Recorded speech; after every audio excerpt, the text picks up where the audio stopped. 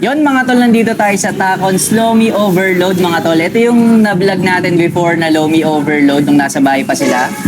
At ngayon meron na sila ditong kainan dito sa 209C, Saragosa Street, Tondo, Manila. Sa tawid lang to ng Jollibee, North Harbor.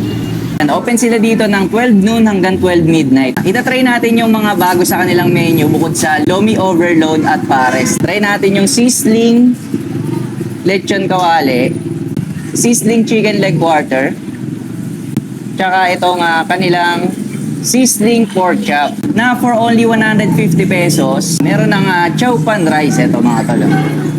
Hindi mawawala dito mga tol. Itatry natin ulit yung kanilang Lomi Overload. Yan mga tol, for only 150 pesos. Cheers!